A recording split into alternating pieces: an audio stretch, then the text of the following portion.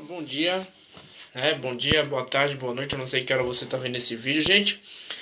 Na última semana, eu acabei não colocando nenhum vídeo nem na terça nem na sexta, né? Eu tive um probleminha de saúde aí, né? Um probleminha intestinal. Na verdade, eu tive uma infecção intestinal, mas graças a Deus não foi dessa vez, né? Mas acabei não por algumas coisas, acabei indo pro hospital e tal, e por outras questões aí, né? Vocês sabem que eu faço hemodiálise, então também tem toda uma questão em cima disso. Fui fazer teste também para saber se foi Covid e tal, essas coisas. E acabei que essa semana foi muito corrida, acabei não fazendo os vídeos, né? Como a gente sempre tem na terça e na sexta, né? Então, essa semana eu volto, né? Na parte de filosofia. A gente vai ver um pouquinho aqui a continuação do nosso assunto, né?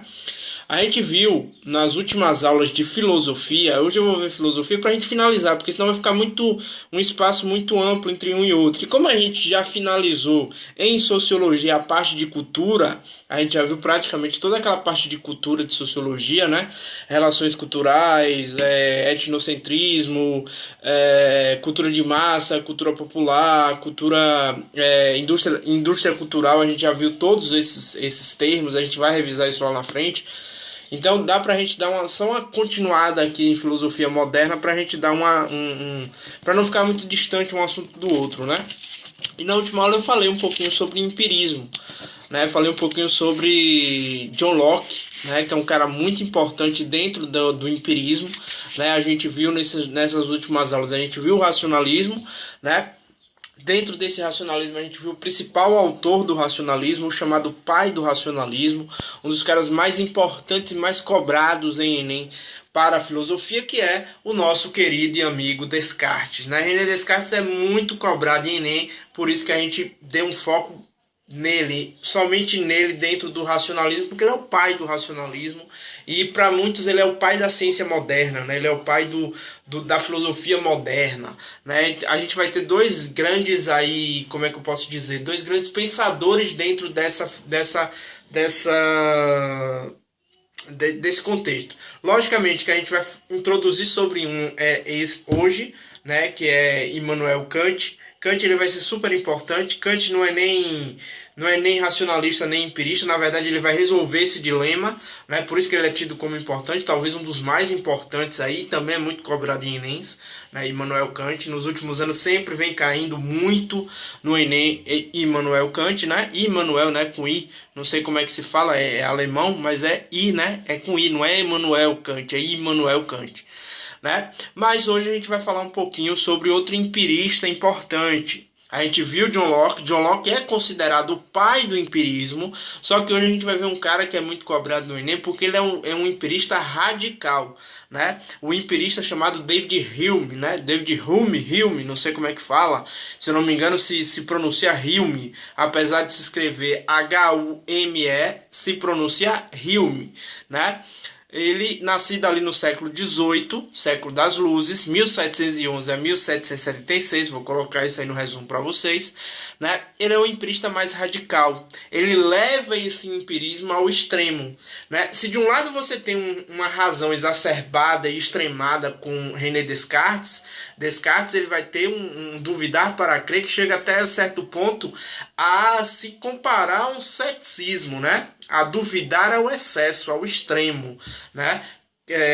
René Descartes ele vai fazer isso. Então ele é aquele cara o pensador da razão pura, né? Que os sentidos são perigosos, né? Lá puxando um pouquinho lá de Platão, do pensamento platônico, onde os sentidos podem nos enganar. Então Descartes é o símbolo desse racionalismo, dessa razão pura. E no outro extremo, aí a gente pode colocar realmente como dois extremos. No outro extremo você vai ter David Hume, onde ele vai se apegar a uma sensação, aos sentidos ao extremo, né? Nada que não é empirista, nada que não é sentido, que não é visto, não tem valor para David Hume, né? Então por isso que ele é considerado e ele dá início aí, podemos dizer, a uma corrente dentro do empirismo, né? Se você tem um empirismo, dentro desse empirismo você tem a corrente que pode-se dizer que foi inaugurada por David Hume, que é o empirismo radical, né? Quando você coloca os sentidos ao extremo, né? Os sentidos é super importante, tudo que está fora do empirismo não tem valor e precisa ser duvidado, né?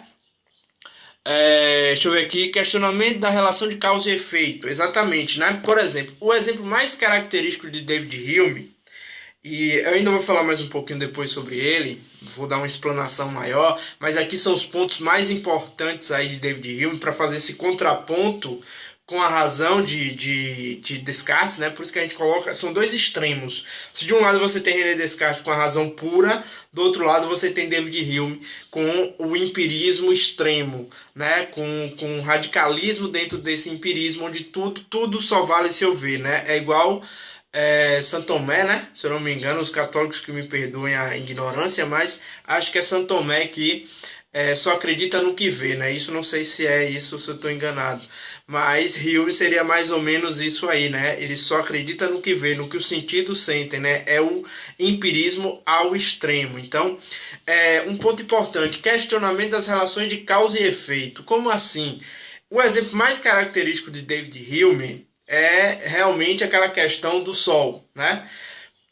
Como quando você diz assim, boa noite, amanhã ao sol nascer, né? Então, a gente sempre imagina que o sol vai nascer amanhã, né? Até porque isso é uma relação de causa e efeito. Desde que a gente nasceu e desde que a gente se conhece como gente, desde que a gente tem noção do nosso pensamento, a gente sabe, a gente vê que no dia amanhece, né? Hoje, por exemplo, vamos dormir ontem à noite, segunda-feira à noite, feriado, 7 de setembro, e acordamos hoje, terça-feira, o sol apareceu, né? Então, assim, a gente sempre tem essa questão da causa e efeito, ou seja, amanhã eu deduzo que já nesses 36 anos, eu tô ficando velho, né? 36 anos de idade, eu vou deduzir o quê? Que nesses 36 anos de idade, desde que eu me conheço, desde que eu tenho a capacidade de memória, eu sei que o sol vai nascer no outro dia. A não ser que eu não acorde vivo, Deus o livre e guarde, né? Graças a Deus, ultimamente eu tô acordando. Quase que a infecção intestinal me leva, mas não foi dessa vez, né? Mas como é que eu deduzo, né? Ou seja, causa e efeito, eu deduzo que amanhã o sol vai nascer novamente, né? Aí Hume vai dizer, quem te garante? Hume, ele é tão extremo no empirismo que ele vai dizer não. Você não pode agradecer, você não pode dizer que o dia vai amanhecer amanhã se você não sabe se ele vai amanhecer, você não sabe se o sol vai nascer amanhã. E se o sol não nascer amanhã? Né? Então, percebe a lógica dele, percebe que ele é tão extremo, mas tão extremo, que ele duvida que o sol nascerá amanhã. Ou seja, eu só posso dizer que o sol nascerá amanhã se realmente eu ver ele nascer. Então depende do meu sentido. Então percebe como é como é que eu posso dizer? É um empirismo extremo, né? É igual a dúvida, é igual a razão extrema lá, a dúvida extrema de René Descartes, que diz assim, será que a gente realmente não está sonhando, ao invés da gente estar vivendo, a gente não está sonhando? Ou seja, é colocar uma razão, é dizer que os sentidos nos enganam. Então, Hume é o oposto disso. Ele diz assim, que a razão pode nos enganar, que realmente a gente só pode deduzir uma coisa quando a gente vê, quando a gente leva esse sentido, beleza?